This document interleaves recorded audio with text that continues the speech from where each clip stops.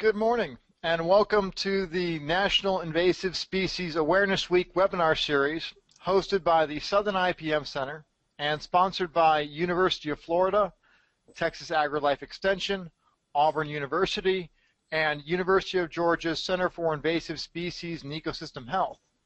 Today we are proud to present James Cuda, presenting on integrated management of the invasive aquatic weed Hydrilla. Well, I guess good, not quite afternoon, but pretty close to noon. Thank you for, participating in this webinar, and I'm delighted that I was, invited to do this. The title of today's webinar is Integrated Management of the Invasive Aquatic Weed Hydrilla. And you can see there's a lot of authors involved, and you'll see in the next slide there are a lot more folks.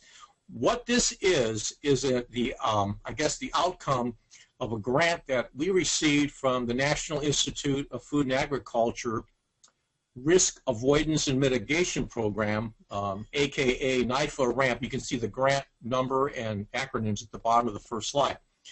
And what this is going to show you, hopefully, is how we can really come up, or how we've tried to develop, a truly integrated management program for dealing with the aquatic weed Hydrilla, particularly in Florida and hopefully in other parts of the United States. Okay. Again, acknowledgements, a lot of folks involved. You can see there's different universities. Corps of Engineers was involved, Florida A&M University. We had an extension advisory committee, because this was both a research and an extension dedicated grant. And again, we are grateful to everyone who has participated to date. Well, the outline for this talk will be introducing Hydrilla. Many of you may or may not be aware of what this particular plant is and what kind of problems it causes. Then we'll look at the different options that have been available for Hydrilla control to date. Why integrated pest management is important for this particular problem weed. And again, giving an overview of our current status of our research, part of the grant, and then look at where we go from here. Well, this is the aquatic weed Hydrilla. You can see very kind of long, slender stems. It's a submerged rooted plant. It propagules by the tubers. These are the, I'm going to see if I can put my mouse over one. These are the subterranean turions that are produced in the soil, generally in the fall of the year for the dioecious Hydrilla, and then throughout the year for monoecious, and I'll talk to you about that in a minute. Then there's these axillary turions, which again produced during the fall of the year. But the plant also could produce just by simply fragmentation. Just pieces of plant with about one or two maybe whorls attached can fall into the water, and then they can begin to produce their own roots and then start another plant.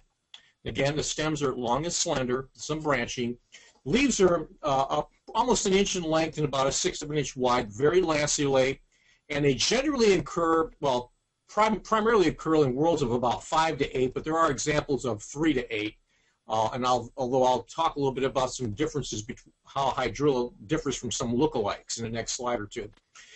The key point, though, in general, the midrib bears really tiny, small spines that these other two plants do not. Okay, these are some Hydrilla lookalikes. This is a Brazilian elodea, which is another invasive exotic weed. Looks very similar to Hydrilla. Notice down here below that generally the leaves occur in whorls of about 4. This is Hydrilla in the center. Generally the leaves occur in whorls of 5. And this is the native Elodea canadensis. Generally the whorls occur in leaves of 3. So it's really kind of interesting. And there's there's some variability, but this is pretty typical for most of these. The key for Hydrilla, though, is remember that spines on the midrib. Well, this shows you how Hydrilla actually started in the state of Florida. You can see in the red, 1950s around the Bay area. It was introduced as an exotic aquarium plant, and then after an introduction in a canal in Tampa, I guess it was dumped into the canal, finally made its way throughout other waterways in the state of Florida, and now occupies about 70% of Florida freshwater watersheds and drainage basins. And the counties that are shown here in white apparently do not have any reported occurrence of the plant. In other words, there are no documented, I think, herbarium specimens, although I'm almost confident the plant is in that area. But you can see it started around this Tampa Bay area, then it jumped down into the southeastern part around Miami, Fort Lauderdale, eventually filled in, worked its way up across the state. Now, looking at the U.S. distribution, you can see after it got into Florida, right in here, the rest, well, I guess, as they say, is history, because then eventually spread throughout pretty much the coastal United States. You can see here in this upper slide, showing you in green the monoecious biotype, which again was a separate introduction, and then the dioecious biotype is in red, and then where you have purple spots is where both of these different biotypes occur. And this is, I think, a map generated by the U.S. Geological Service in about 2002. The lower map you can see here shows the current, well, fairly current distribution. This is as of 2011, and you can see now the plant has moved from mostly coastal. It's starting to find spots in the innermost region, generally in the Midwestern United States, and also California and I guess Washington. So again, it's spreading. You can also look at the spot here up in Indiana. Historically, it was thought to only be able to withstand relatively warm temperatures, but it really can survive in relatively cold environments, particularly if the water bodies are suitable. So why is hydrilla a big problem? Well, we know it's a non-native plant that was introduced without its natural enemies. Obviously, it grows very fast, needs little sunlight to grow, tolerates high carbon dioxide levels, and quickly outcompetes native vegetation. So those were conditions that really contributed to its invasive properties. When left unmanaged, hydrilla will spread by vegetative growth. It will reach the water surface and produce dense vegetation masses that cover the entire surface of the water body. It also can get into drainage canals and flood control structures where it causes problems for the people who are managing the waterways in the states of Florida. The weed also interferes with recreational activities such as boating because it gets tangled up in the motors. I think this was a picture of my motor, if I'm not mistaken, showing you how it gets caught up in the lower unit, and that's why in many cases they have to use airboats now to navigate these water bodies when they're really infested. But the big issue now is the plant has become resistant to some really, they've been commonly used herbicides. One was fluridone, and I'll talk a little bit about this later, which is a systemic herbicide, and the other one now is contact herbicide, endothall. So this resistance problem has caused some major headaches for aquatic plant managers here. Control obviously can be very costly, particularly when you get an infestation like shown here on Lake Tahoe, where you have large biomass issues to deal with. The state of Florida spends over about $10 million each year to manage the plant just on public water bodies.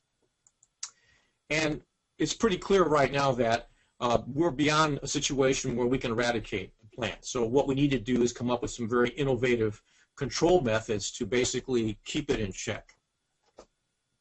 Now, this is a very interesting slide from Lake Tahoe, and this is credited to the UF Aquatic Center for Aquatic Invasive Plants, excuse me. And it's kind of interesting because it shows you a calendar year on the upper right, the top of the slide, and then along the left-hand margin, you're going to see some different uses or conditions, and then the green arrow indicates the optimum hydrilla control period.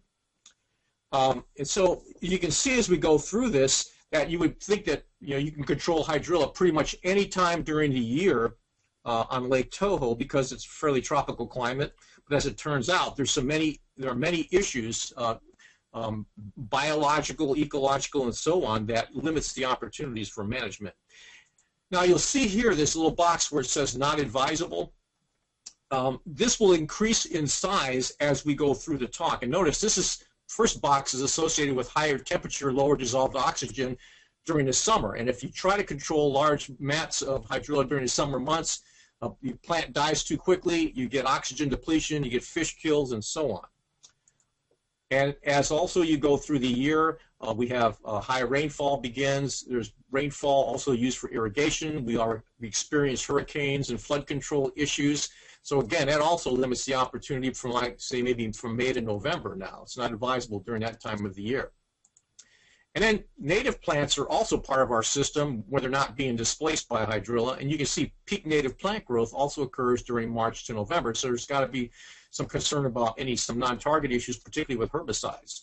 So you can see this, if you look at the green arrow now, it's getting a little less optimal in terms of when you can actually control the plant. But the situation gets even worse because in addition to these sort of abiotic, natural occurring events that go through an average or typical season in Florida, then you've got other activities going on. For example, waterfowl scouting and hunting, sport fish activity, fishing tournaments on Lake Tahoe, and there's some small local tournaments as well. So now we're looking back at March to November. But the final, I think, problem is this last one. Not only is it not advisable, but not allowed, and no sort of management activity is involved or is allowed on Lake Tahoe during the months of January through August when these snail kites are nesting, and again, it's an endangered species. So if we look at the last box again, looking at the green, now we're looking at a situation where it's only optimum during November to December when waterfowl hunters are out. So I'm not sure that's really a good time to do it anyway. So what if you had a situation, again, each lake is different. So you have to look at the management and use practices on each water body to consider what sort of practices you have to put in. So what are the options for hydrilla management? Well, physical drawdowns, we've done these sorts of things. I've been involved with one of them on Rodman Reservoir here in Florida, but it's not typically a normal or regularly used practice because it can't be done fairly on a routine basis.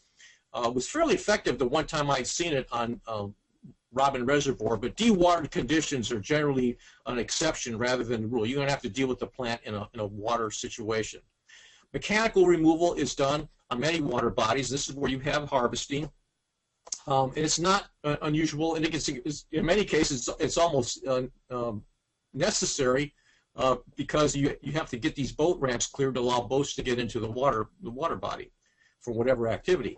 The issue, though, is when you mechanically remove hydrilla, you also break it up into small pieces, which again now can become new plants as they drift through the water column to other sites. So mechanical removal also causes a lot of bycatch fish and other things that come up again, so it affects biodiversity as well. Chemical control, we're going to talk about some of these as we go through the talk, but typically herbicides have been used, and they generally are used on a wide-scale basis. As I said, the problem occurred in the Kissimmee chain of lakes here in Florida when they used fluridone too frequently, and I guess the plant was developed, or at least it's selected for resistant strains over time, and now instead of being able to control hydrilla, let's say at 5 parts per billion, which was the typical rate, and it was pretty selective because the native plants weren't affected by it. Now we're talking 10 to 20 parts per billion to control hydrilla, and now the native plants are affected. So again, it's the chemical issue is a big concern, particularly the resistance part of it. And then we have some biological controls that have been looked at since really about the 1970s or 80s, and we'll talk a little bit about those. There's herbivores, pathogens, and so on. Well, this is probably still one of the most successful. It's the Asian grass carp. It's in Florida. I think in the United States it's about the early 1970s, and again, it was released in Florida in '72. And the good news about this particular organism, it is considered sterile, at least here in Florida. There have been some reports. There are some diploid or actual reproducing populations in other parts of the United States. Fortunately, I don't think we have that here. But it still can be used in closed systems. It's not a hydrilla specialist, obviously. It will feed on any type of aquatic vegetation, but it generally will prefer to eat, let's say, hydrilla if it's in the system. The issue then is stocking rates because, again, it's a sterile fish. It can't reproduce. The stocking rates have to be done on a very select and very careful basis, and you need a permit from the Fish and Wildlife Conservation Commission to use these enclosed systems in Florida. Another biological control that had been looked at for a lot of years was this native fungus, Mycoliptodiscus terrestris, which was actually discovered, I think, in Texas in the 1970s, and was isolated. Some virulent strains were isolated from that part of the country. And then the Corps of Engineers worked very aggressively with this particular fungus to try to develop it into a bioherbicide. And in fact, up until a few years ago, the company CPRO was considering developing it and actually selling it as a product as a bioherbicide. But I think what they discovered that it was too I guess the effects were not too predictable on a regular basis, so they thought it may not be good as a standalone product, although it may have some potential in an integrated program. Another insect that is here now is this interesting little midge that actually showed up in Florida in 1976 in southwest Florida. However, it didn't really get any attention until about 1992 in the Crystal River basin, where they were getting reports of stunted plants of hydrilla, and they couldn't figure out what was causing it. And eventually they collected some of the plants and looked inside them, and they found these larvae. You can see the larva, very typical little blue band here. And this is really unusual for this group of insects. Midges generally feed on decaying organic matter in their larval stage. This is one of the few groups that actually has some species that feed on living plant tissue. And what it does, as you'll see if we go through the talk, it actually changes the architecture of the plant. I got involved with the insect in about 1998 when we started looking at it as a possible biological control tool. Finally, this other insect, this is for sure is an adventive species. Well, by the way, we don't know, going back to Cricotopus labetus, we don't know where it came from. It could very well be a native species that moved over to Hydrilla. That has never been determined for sure. We do know this other one, Parapoinx diminuitalis, is an adventive species. In other words, just showed up here in Florida in the 1970s. It was discovered, I guess, around Fort Lauderdale, where they had several collections of hydrilla, and it eventually, I guess, escaped, and now it's in most of the water bodies in Florida. It's not hydrilla specialist. It'll feed on several different plants, but like the grass carp, it probably prefers to feed on hydrilla when it's there. My experience with this insect has been in Florida anyway. It's out in most of the lakes, but generally you only see maybe a few pockets here and there that show damage. So it's not really an effective biocontrol agent. However, there's one year, I think it was probably around 2007 or 8, got a report that there were large-scale areas of widespread areas of hydrilla that had been completely stripped of their leaves in Robin Reservoir. And I'd been out there a lot. I'd never seen anything like it, so we went out and looked, and sure enough, I mean, it was like acres and acres and acres of hydrilla plants were literally completely defoliated, and we collected samples, and it was attributed to this particular insect. You can see it's truly an aquatic larva. You can see these little branches coming off the side of the body. These are like basically gills. The insect exchanges oxygen and breathes basically through these little aquatic gills. So, going back to the midge, what does it really do? You can see in this particular slide, showing you some test tubes here. This is a normal growing tip here of hydrilla we cut off. And here's another one here that had been damaged. The insect basically gets inside the shoot tip, and it develops, it completes its development as it feeds, and eventually it'll break out and emerge as a pupa and float to the surface. But it does kill the growing tip. So when you do that, what happens is that the plant responds by producing side branches. So what happens here, you can see we found this is an actual plant that we collected on a place called Lake Rowell, which is just north of Gainesville, where I'm at. And this is all produced by the larvae that are inside the plant. It creates this excessive branching. We think, based on what we've seen, it prevents hydrilla from topping out. And this is what the real problems come from. The plant comes up as a single growing plant up in the water column and gets near the surface and it branches profusely, and so that's when you start getting the mats and all the problems associated with it. But this insect, and just from what we've seen, the evidence in Crystal River and what we've seen recently in Lake Rowell, it can actually keep the plant from topping out. The other part of this is that these are not pestiferous insects, pretty much like what are called like blind mosquitoes. They don't create these large swarms and get all over people's houses like some of the typical midges do in most of the water bodies here in Florida. So it really doesn't move much, so we think we have to probably move it to new areas, and the good news is it's really easy to rear. We've been rearing it for several years. So given its fact that it's easy to rear, all the life stages occur on Hydrilla, and it looks like it could be mastered fairly easily. It has some pretty good characteristics as a biocontrol agent. Now here's a picture showing you Lake Rowell, Bradford County. This is September 2010, and this was the year actually when we were awarded the grant. And if you look closely, you can see the surface of the water. But if you look through the water, you can also see the hydrilla, but it's really not topped out. Generally, in most water bodies in September, you wouldn't be able to see the water rippling effect on the surface like we're seeing here. So again, when we started collecting the midge larvae from this particular lake, the densities were pretty high. And again, like I showed you that previous slide, you can see the branching and damage caused by the hydrilla midge. All right, combining integrated methods. Why do we want to do this? I think we can provide a number of different benefits by integrating several different control methods for managing hydrilla. We think we can get increased efficacy in terms of the type of impact, let's say, from herbicides or these different tools together. You can decrease, certainly, the use rates, maybe a number of applications of herbicides, and also reduce the contact time requirements. A lot of times in aquatic systems, some of these herbicides require some fairly long contact times, particularly if they are systemic herbicides.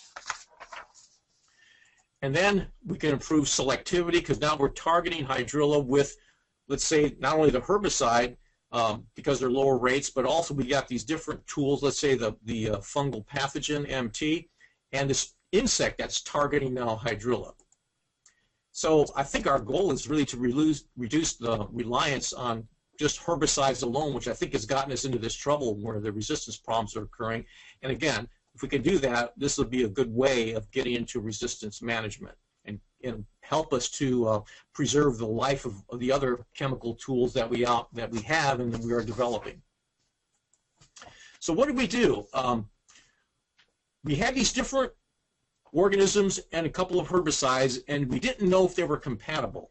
So we wanted to conduct some compatibility tests involving the MT fungus, the tip miner, the chemical herbicide, Amazamox, and then eventually we wanted to try some mechanical harvesting with, let's say, the tip miner and MT fungus, and we're going to probably do that this coming year.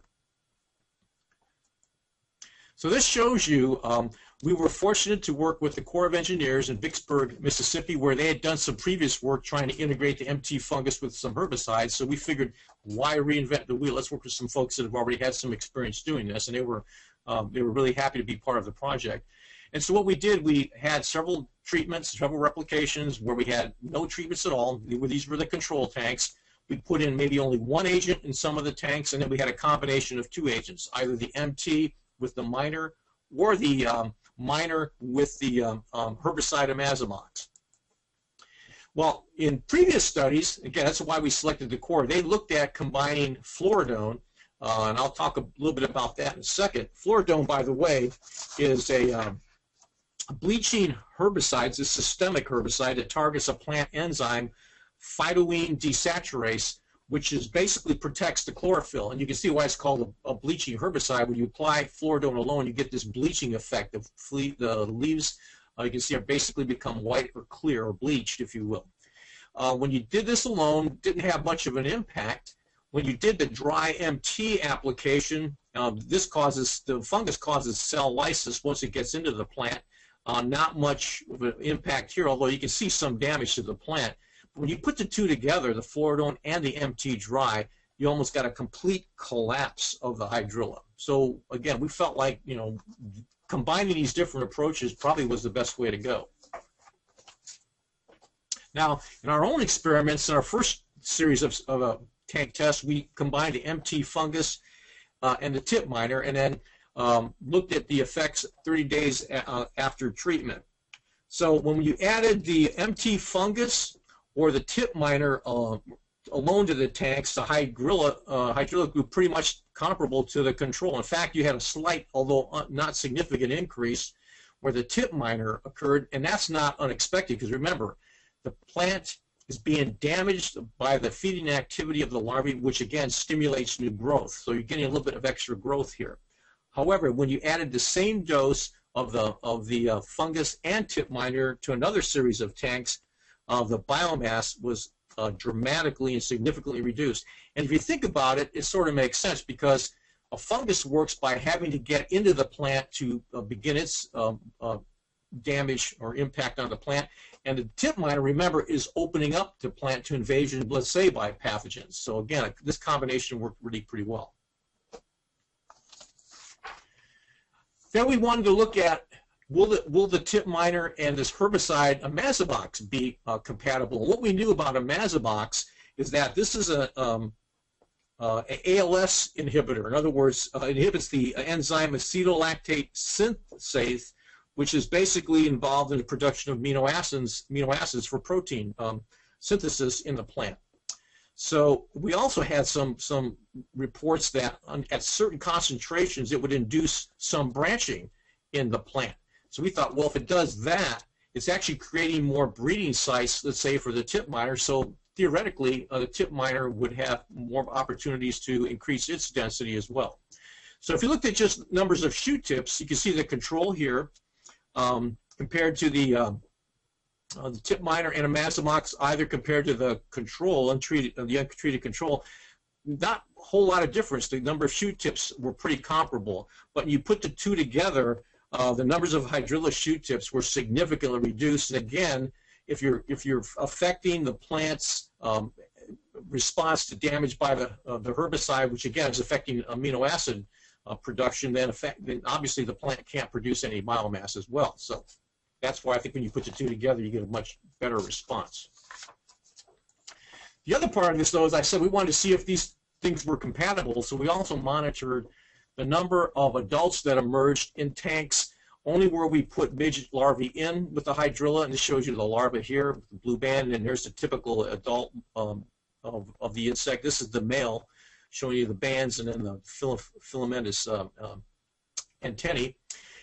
We set a certain number here. We got about 25 adults produced out of a tank, but when you put the two together, the larvae plus the clear cast, which is the Imazamox, we actually, not only did we get the same, but almost a significantly higher amount, although there was tremendous variability here. But the good news for us was that I wanted to see that, in fact, the herbicide was not going to have a serious negative impact on the production of the midges, and you can see it didn't, even though the data were not significant.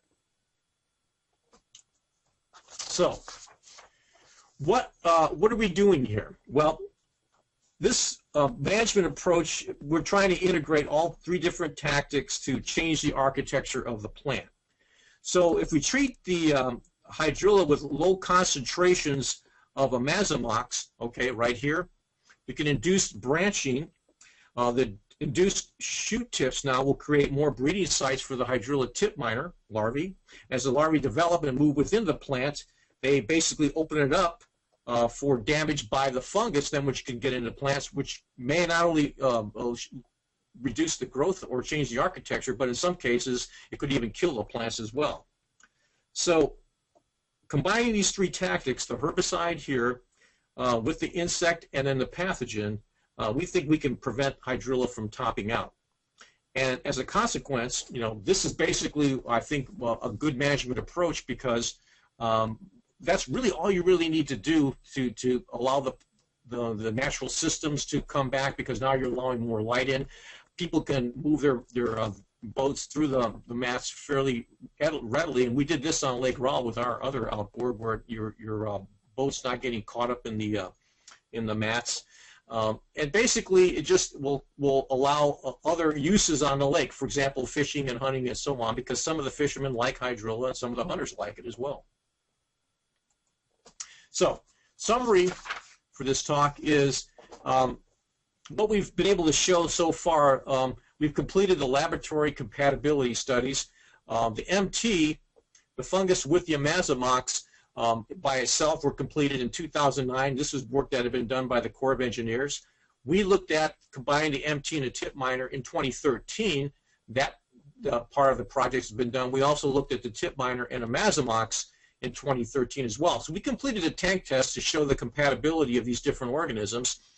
Field tests are being planned for this coming year on a new grant in which we will be able to integrate all three, the MT, the Amazomox, and the miner, into a full system to see what the overall effects are going to be. And then we're going to have field demonstration sites as part of this, collaborating with Lake Watch, which is a local group here out of the state of Florida that monitors lake conditions. So we'll be working with them as well. So our management goals from all of this are to be able to integrate the insect, fungus, and the herbicide into a really overall IPM program. This hopefully will eliminate the adverse effects of the surface mats, reduce reliance on herbicides alone, which again creates problems because you have to deal with resistance issues, and then in the end create really more favorable habitat for the fish, hunters, and so on, other people, recreational boaters, and homeowners. So I'll finish with this particular slide here. I think it came out of an editorial from the Weed Science Society regarding how they were looking at integrated pest management. And basically what it says, are we as a weed science discipline choosing to ignore true integrated solutions to the herbicide resistance problem? More research on herbicide alternatives is required. Finally, combinations of a diversity of tactics in IPM systems augment herbicide-based weed control and will lengthen the useful life of valuable herbicide tools. And I believe what we're trying to show and do with this particular program is to meet these challenges here that were identified by the Weed Science Society. We also have a website if you're interested in looking more closely and spending a little more time examining what we're trying to accomplish here, the Hydrilla IPM website. And then also, I think it's this last slide up here. Oh yeah, there's an IPM online CEU course. I forgot about that one. That's also something you can take a look at as well. This is done by one of our county extension agents, Mr. Ken Jewelli. He had put this together for us. And then last year we finished really a nice extension guide, Hydrilla Integrated Management. This is by our extension folks, Jennifer Gillette-Kaufman, Verena Lietzi, and Emma Weeks. And has all the information that basically I presented to you today in kind of a booklet format. It's also available online in a PDF. Well, that's all I have. Thanks for your attention. We do have questions from the audience. Okay. And for anyone else in the call, if you have questions right now while we're working on this first question, feel free to put them in the question box at the bottom of the GoToWebinar control panel, and we'll get to them in turn.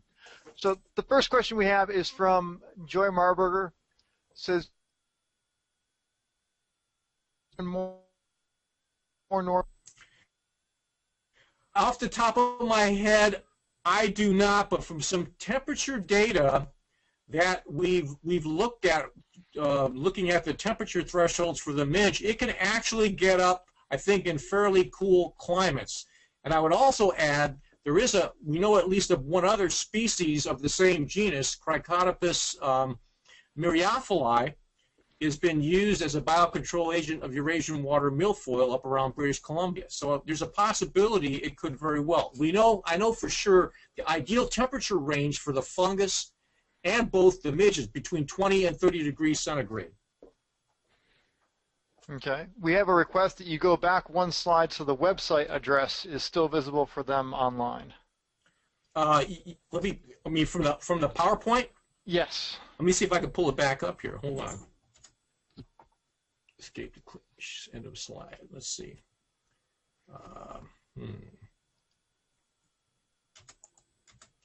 Let's see. Yeah, I'll pull it back up here. Hold on a second. You wanted which one now? Just your final slide right there with the URL. Okay. Yeah, here it is right there. Let me pull it back up in slideshow if I can get it there. I think that's it right there. There you go. We have a request from Doug Jensen.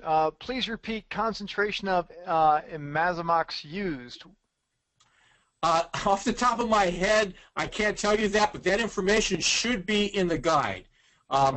We used fairly, I think, either the label rate and maybe half the label rate. We looked at a couple of different combinations. Were any tests conducted in situ in the field or in the laboratory on other midges and invertebrates at that concentration? No.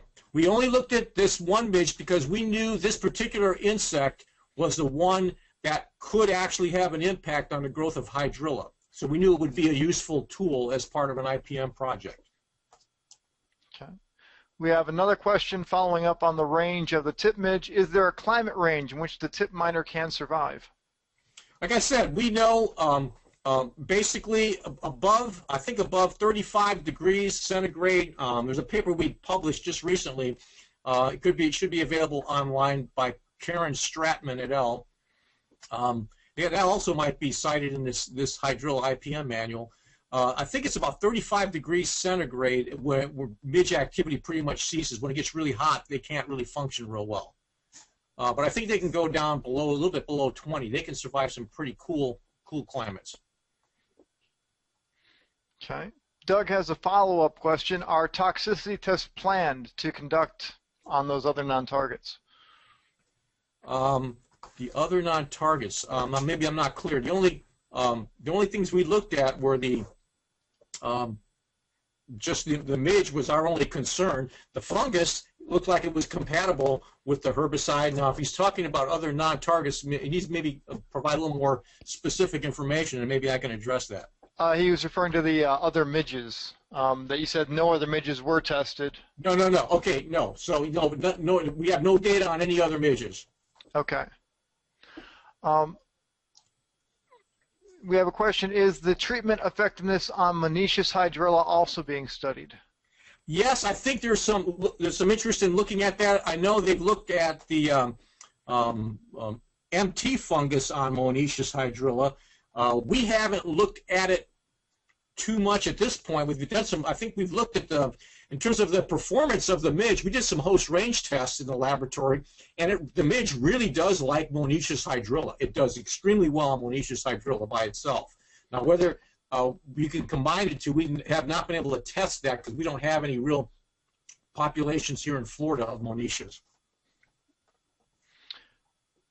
There is also a question of what is the effect of midge plus imazamox on biomass as compared to MT plus imazamox? We're still trying to look at some data on that. We think there's a synergistic effect as well, but we're still going through those data. It was pretty clear though with the shoot tips, so we just left it at that. I'm still trying to work with a statistician to look at the effects on the actual biomass, looking at the two. Okay, that's currently the last of the questions. We'll give a second for anyone to put in the last one that's just really chomping at them. Okay. So I guess we're doing pretty well on time, too. We had, what, 45 minutes total? We're doing really well on time. Okay. Our next webinar on tropical soda apple control is coming up in about 20 minutes, so we're doing really well. Okay. You noted a related midge. Do you know the genus and species of that midge?